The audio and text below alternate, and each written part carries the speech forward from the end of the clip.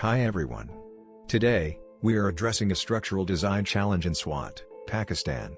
Our task is to determine the optimal choice between simply supported and continuous steel beams for the roof of the basement. We also consulted an experienced engineer, and he told us that statically indeterminate steel beams are more economical than simply supported determinate beams, so we will do our analysis. This section showcases the roof of the basement, featuring a layered structural arrangement. At the top, wooden beams are provided. Supporting these are sturdy steel beams. The surrounding walls and columns are constructed from reinforced concrete. Basically we have two options, either provide 30 feet long continuous beams over columns or provide 15 feet long simply supported beams over columns.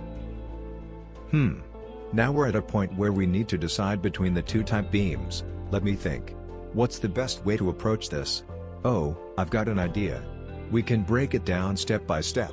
First, calculate the loads acting on the beam. Then perform the beam analysis to determine shear forces and bending moment for beams, along with serviceability deflection. Finally, select the most suitable beam section based on the results. Before calculating the factor loads on the beam, we'll determine whether the slab is a one-way or two-way.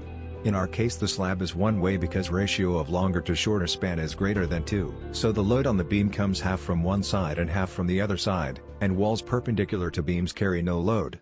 The dead and live loads provided in the problem statement were used to calculate the factor loads as per the LRFD method. The self-weight of beam was assumed as 15% of total dead load, resulting in a value of factor loads as 2.93 kips per foot. Using robot structural analysis software, we calculated the maximum shear force for simply supported beam to be 21.84 kips, and the maximum bending moment to be 81.91 kip feet. The maximum deflection at the center of beam is 0.0418 inches. We performed the manual calculations for countercheck, and the results closely matched those obtained from the software. Now, in continuous beam the maximum shear force observed is 27.52 kip, and the maximum bending moment to be 82.55 kip foot. Similarly in continuous supported beam, software and manual results were same. The maximum deflection observed in continuous beam is 0.0180 inches, as we have studied in Book of Structural Analysis by R.C. Hibbeler and class that stress and deflection in indeterminate structures is smaller than statically determinate structures. Further, they have the tendency to redistribute the loads, which maintains its stability and collapse is prevented. The selected steel section for continuous beam is of lesser weight. Further, the deflection in continuous beam is 54 times lesser than simply supported beam.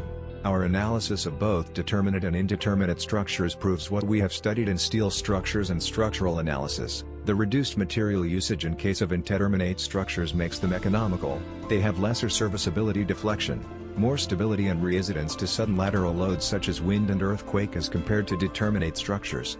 So, our final recommendation is continuous beam, which is having a section W200 by 46.1.